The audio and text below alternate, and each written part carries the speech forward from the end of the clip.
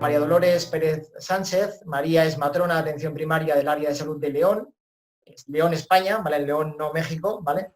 Pero ha desarrollado su actividad en el área de partos del Hospital de León durante más de 17 años. De hecho, bueno, ahora nos contará María, creo que llevas unos meses, nada más, me parece, un poquito en lo que es atención primaria. María, además, también es profesora asociada de la Universidad de León y es miembro del grupo de trabajo y difusión del proceso de atención al parto normal en Castilla y León. Como todos seguro que sabéis, durante la gestación, bueno, se produce una serie de cambios fisiológicos, inmunológicos, que hacen más susceptibles que las mujeres embarazadas pues, tengan una predisposición a cualquier tipo de infección, tanto vírica como bacteriana, ¿no? Entonces, poco María se va a centrar en esa parte, en cómo afecta o cómo está afectando el COVID precisamente a las embarazadas y qué cuidados hay que tener durante toda la gestación. Sin más, María, te doy paso y nada, María también nos va a compartir pantalla, ¿vale? Nos va a compartir su presentación y lo dicho, cualquier duda que tengáis lo podéis preguntar a través del chat de preguntas y respuestas. Pues buenas tardes a todos y empiezo compartiendo con vosotros mi presentación. Pues como muy bien ha dicho Carlos, yo aunque mi gran experiencia laboral como matrona es más en paritorio y llevo muy poquitos meses, empecé en enero en atención primaria de León. Entonces no me considero una gran experta como matrona en atención primaria, pero sí que me estoy encontrando en plena atención primaria con el coronavirus. Entonces, pues sí que os puedo contar la parte que más teórica del embarazo y coronavirus y la parte más que me interesa del manejo, desde luego, con la intención de compartir luego entre todos, ¿vale? Entonces, me parece que la parte de la presentación que quiero yo un poco como índice situarnos, voy a abordar como 3 aspectos que me parece como profesionales nos pueden interesar a todos. Uno es enmarcar en qué panorama tenemos actualmente, ¿no? Cómo nos estamos encontrando, cómo ha afectado el control del embarazo con esta infección, ¿vale? Luego voy a remarcar unos datos epidemiológicos que después de la presentación de Noelia Rodríguez pues va a ser muy fácil porque va a ser pues darle unas pinceladas, porque lo que yo sobre todo quiero que profundicemos va a ser en el manejo y el seguimiento del embarazo, ¿vale? Entonces empezamos con estos 3 puntos a trabajarlos. ¿Cuál es el panorama actual que tenemos? ¿Cómo ha afectado? Pues en la actualidad sobre todo ya sabemos que las embarazadas por fin, porque esto no pasó desde el principio, y las embarazadas que tuvieron que pasar el primer mes de embarazo sin esta denominación de grupo de vulnerabilidad, ¿vale? Pues tuvieron que enfrentarse a una situación de desprotección realmente, sobre todo en el mundo laboral. Entonces, por fin el Ministerio de Sanidad, en su publicación del 17 de abril, en la última actualización, por fin ya cataloga a la mujer embarazada como grupo vulnerable. Esto es muy importante conocerlo y con todas las consecuencias que tienen para su propia protección y de sus bebés, ¿vale? Entonces esto nunca se nos puede olvidar, es un grupo vulnerable. Los cambios ya lo sabéis, todo lo que ha remarcado Noelia, suficientes para considerarse así. Entonces este es el primer punto, mujer embarazada es vulnerable y así hay que considerarla cuando la tratemos. Como esto es muy importante, no sé los demás compañeros que estén trabajando en atención primaria, pero ¿cómo ha cambiado la asistencia en la atención primaria? Pues a mí me ha parecido un cambio brutal, es otra asistencia, tanto para nosotros como profesionales, como me imagino que para las mujeres que tienen que estar al otro lado del teléfono. Es una asistencia telemática, básicamente. ¿Qué excepciones? Bueno, esto posteriormente me gustaría compartirlo con los demás compañeros porque yo vivo mi propia realidad, pero ¿qué excepciones, al menos aquí en el ámbito del área sanitaria de León, qué excepciones están dando a consultas presenciales? Pues las que os pongo. Básicamente la realización de ecografías, ¿vale? Estas sí que se están haciendo. De igual manera, la realización de análisis, de todo tipo de analíticas relacionadas con el embarazo. La vacunación del embarazo, como bien ha dicho, es imprescindible, esto no se puede quitar ni poner en otro momento. Y luego, pues, refiriéndonos al posparto, realmente nosotros estamos atendiendo la retirada de grapas en caso de cesáreas de forma presencial y, por supuesto, siempre se deja a criterio del profesional la presencia, o sea, la valoración de una consulta presencial en el caso de necesidad de valoración o cualquier urgencia. Este es el panorama en el que nos estamos encontrando. Abordando el siguiente punto, datos epidemiológicos, pues os cuento un poco con referencia a varios aspectos. Por ejemplo, Importante a la hora de que cuando atendamos a nuestra población de embarazadas, ¿vale? Desde la atención primaria. Pues estos son aspectos muy importantes que desde que nos situemos como profesionales. Cuando yo atiendo a mis embarazadas, dos cosas muy importantes. Que la sintomatología, o sea, si van a tener manifestaciones clínicas o no, coinciden con la población general, ¿vale? Ni están más afectadas, los estudios nos están diciendo que ni están más afectadas ni menos. Que la mayoría van a presentar una sintomatología leve, ¿vale? Un 86%. ¿Vale? Y este dato a mí me parece fundamental, que casi el 90% de las embarazadas COVID positivo, o sea, ya con pruebas que confirman que están con la enfermedad, son asintomáticas, es decir, no presentan ningún tipo de síntoma. Mujeres que tenemos enfrente que le podemos preguntar, ¿cómo estás? Te van a decir que se encuentran bien, ¿vale? Pero estas pacientes depende en qué fase que estén de la infección, por supuesto, pues pueden contagiar y contagiarnos. Es un dato muy importante a la hora de la asistencia. Tenemos que tener esto muy en cuenta. Han habido ya varios estudios con muestras menos importantes, con muestras menos importantes, pero bueno, el más grande que os puedo comunicar, que es es un estudio también realizado con una muestra de 215 embarazadas, que fueron a dar a luz al hospital de Wuhan, ¿no? Este se hizo allí en Wuhan. Le hacen la prueba de COVID a todas estas embarazadas.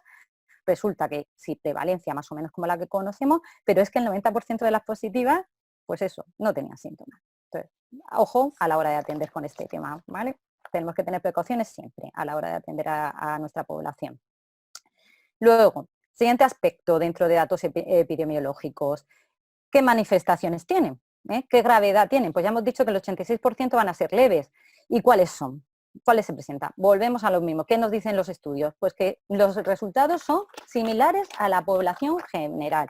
Los más comunes también, pues la fiebre, tos, disnea, diarrea, mialgias y dolor de garganta. Aprovechando, respondo también que he visto que mientras la ponencia de Noelia había una pequeña pregunta, ¿no? Había una pregunta sobre qué alteraciones analíticas podíamos encontrar en una embarazada COVID positivo.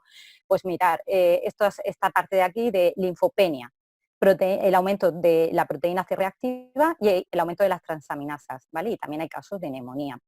Un poquito estos son los datos que se están dando como manifestaciones clínicas. Es importante que les señalar que también en otro estudio que fue realizado en marzo, son todos estudios muy actuales, remarco este que es de Schwartz porque las muestras suelen ser muestras un poco representativas, ¿no? Pero este, que es el que he encontrado con más muestras, participaron 174 embarazadas, ¿vale? Y sobre todo lo importante que concluye Schwartz es que no hubo ninguna, de estas 174 embarazadas, ninguna presentó una neumonía grave y no hubo ningún caso de muerte en embarazo. Este es un poco el estudio que nos puede guiar sobre gravedad, manifestaciones, ¿vale? Otro aspecto a tratar. Dentro del embarazo, una mujer que está embarazada, que adquiere COVID, ¿qué complicaciones puede dar? Bueno, esto ya también lo ha tratado un poquito Noelia. Sobre todo, en tercer trimestre hay más estudios. ¿Por qué? Pues por lógica, es una enfermedad muy cercana, no tenemos tiempo, no ha habido tiempo suficiente para que todos los embarazos, pensar que los primeros casos fue relativamente 3-4 meses. Entonces, sobre todo está estudiado. El dato más concluyente es el parto prematuro en tercer trimestre. Y en gestación precoz, que prácticamente no han habido oportunidad de estudios serios, pues sí que pueden confirmar, con los datos que tenemos hasta ahora, que no hay un mayor riesgo de aborto y que no ha habido ningún caso descrito de efectos congénitos. Bueno, esto lo hablamos también si queréis más tarde, pero recibimos muchísimas llamadas de embarazadas diciendo que se quieren quedar embarazadas o que estaban ya pensando que querían quedarse embarazadas y nos preguntan como matrona, ¿crees que es un buen momento para quedarme embarazada?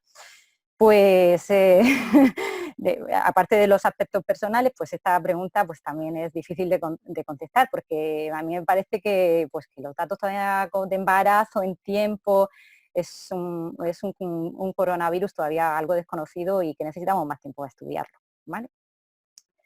Y luego el último aspecto dentro de datos epidemiológicos. ¿Qué complicaciones pueden desarrollar las mujeres durante el embarazo por ser COVID positivas? ¿Vale?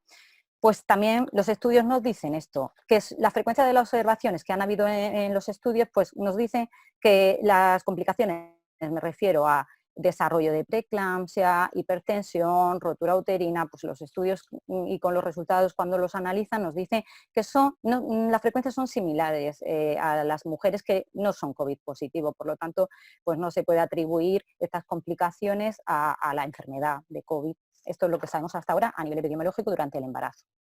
Para mí, ¿qué es lo que sí, que también creo que o lo he leído en el chat o algo?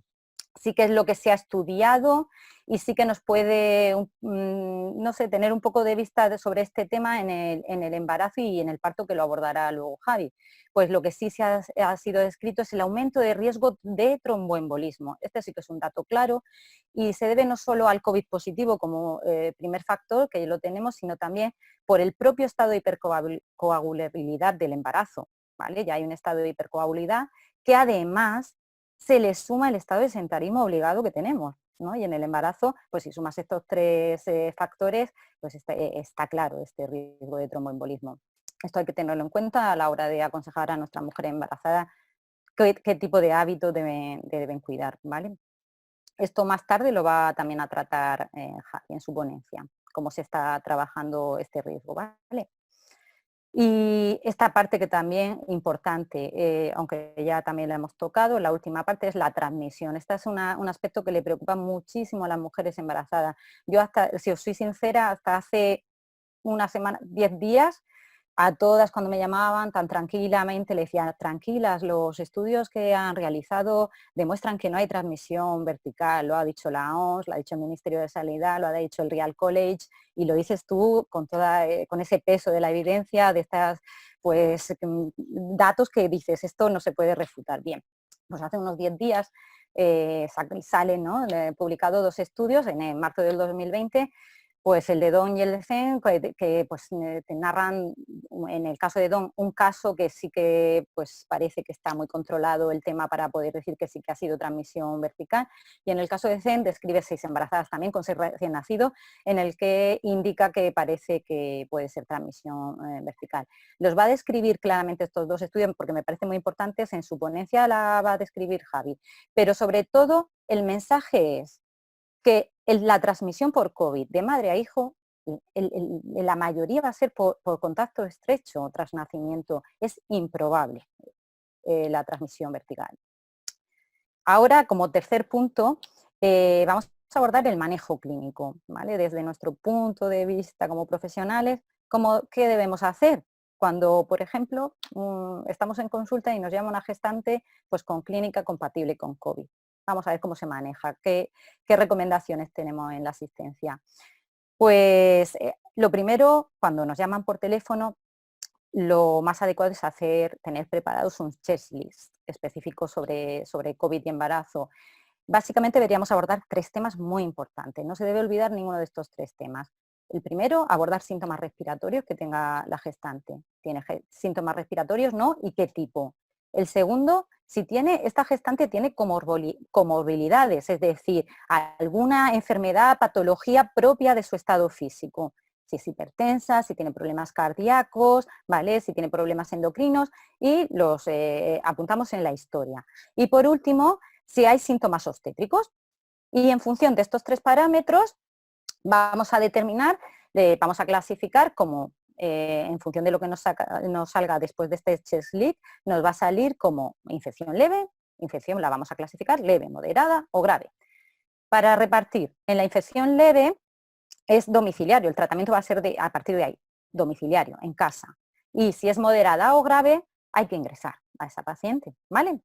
Entonces, vamos nosotros a tratar la parte que nos va a tocar desde la atención primaria, ¿vale? Desde la atención primaria, el seguimiento, ¿vale? Son gestantes clínicamente sin ingreso, ¿vale? Y vamos a tener que hacer un seguimiento ambulatorio. ¿Cómo se debe hacer este seguimiento? Muy importante. Pues vamos a hacer una visita telefónica de 24 a 48 horas. Tenemos que estar en contacto con esta gestante, siempre estar llamando y valorando si esta gestante empeora, ¿vale? Y no solo eso, tenemos que hacer siempre adjuntar a la información que le demos a la gestante 2 bloques importantes, las recomendaciones de cómo vamos a hacer este seguimiento domiciliario y avisarle de los signos que tiene que saber ella de empeoramiento. y vamos llamando cada 24 o 48 horas. ¿Qué recomendaciones debemos de darle a la gestante? Pues con estas 5 pautas deberíamos de tener controlado el estado y el bienestar de la embarazada. Son muy parecidas a la población general, ¿vale? El reposo que todos conocemos con control de la temperatura. Antitérmico siempre paracetamol 500 cada 8. Mantener una hidratación adecuada.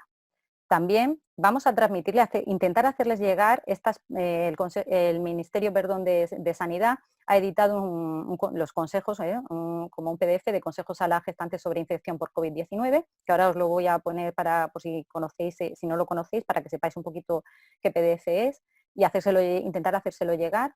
Y luego, por supuesto, lo último punto que he hecho, dejarle muy claro cuáles son los motivos por los que ella debería de volverse a poner en contacto con nosotros y reconocer las complicaciones, ¿vale? Y en caso de que sea necesario acudir a urgencias. Vale, este es el PDF que os digo que ha editado el Ministerio de Sanidad, ¿vale? No pone la fecha, pero si lo busquáis dentro de la página del Ministerio está, ¿vale? Es fácil de mandar, no pesa demasiado. Se llama Información y pautas generales para mujeres embarazadas en situación de confinamiento.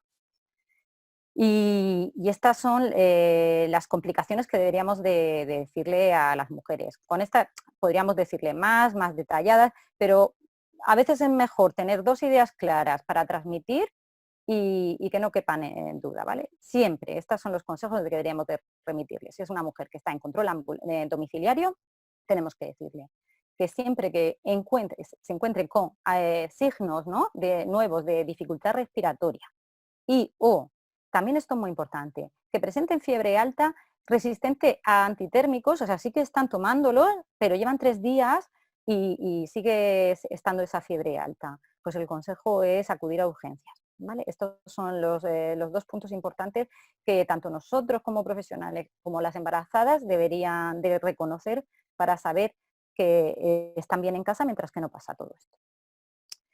¿Qué se está haciendo o qué se debe de hacer en las visitas rutinarias cuando hay una embarazada con COVID positivo? Pues la recomendación es que se pospongan hasta la finalización del embarazo, hasta la finalización del periodo de aislamiento, ¿vale? No se debe ir a esas visitas rutinarias. ¿Cuándo acaba el periodo de aislamiento? Pues se considera que acaba el periodo de aislamiento, también sería un dato importante que recordemos todos, 4 semanas después del inicio de síntomas o 2 semanas después de la negativización de la PCR, ¿vale? Esta es la pauta. Entonces, hasta que no pase ese periodo, intentamos posponer las visitas, no quitarlas, pero sí posponerlas, readaptarlas para que estemos en un margen más de seguridad en la atención. Pero ¿qué pasa si una mujer pues embarazada tiene asociado riesgo materno-fetal y requiere asistencia? Pues en ese caso el equipo que atiende a la embarazada debe valorar los riesgos-beneficios de esa visita, ¿vale? Y decidir en función de este baremo, decir, venga, necesita esto, tenemos una semana de margen, ¿no? Y en función de esto decidirlo. En caso de que la decisión es que esa mujer precisa atención y hay que hacer esa visita, la recomendación es pues programar a esa mujer al final de la mañana. Y hay incluso lugares que tienen lugares COVID, de atención COVID. Si pudiera ser, si lo tenemos en nuestro servicio, en nuestra área de atención primaria, pues programarlos a última hora de la mañana y en las áreas COVID. Para acabar, unas conclusiones sobre todo lo que os he comentado. Sobre todo quedarnos con estas ideas. Que la mayoría de las mujeres que vamos a atender embarazadas son asintomáticas, las positivas son casi el 90% y son asintomáticas. Que la sintomatología que van a presentar la mayoría de las mujeres embarazadas es leve, muy leve y no le va a producir ningún problema. Que la complicación que se está diciendo que realmente está concluida como algo que pasa en el embarazo es el parto prematuro. Esto sí que está sucediendo. Que podemos decir a las embarazadas que la transmisión de la enfermedad a su hijo va a ser por contacto directo, en la mayoría de los casos. Que en el manejo de la atención primaria hay que hacerse con un checklist para poder tener un criterio de valoración a esta mujer. cuáles son las recomendaciones del seguimiento ambulatorio de las mujeres embarazadas COVID positivo y cómo, en caso de que tengan riesgo materno-fetal, cómo atenderlas también, que se puede tomar decisiones clínicas para atender a estas mujeres. Y, por supuesto, nosotros tener muy claro, desde la atención primaria, que es donde nos toca trabajar, cuáles son los signos de empeoramiento para derivar a las mujeres. Por mí, esta sería la parte que os iba a contar, así que paso la palabra a Carlos, ¿vale? Gracias.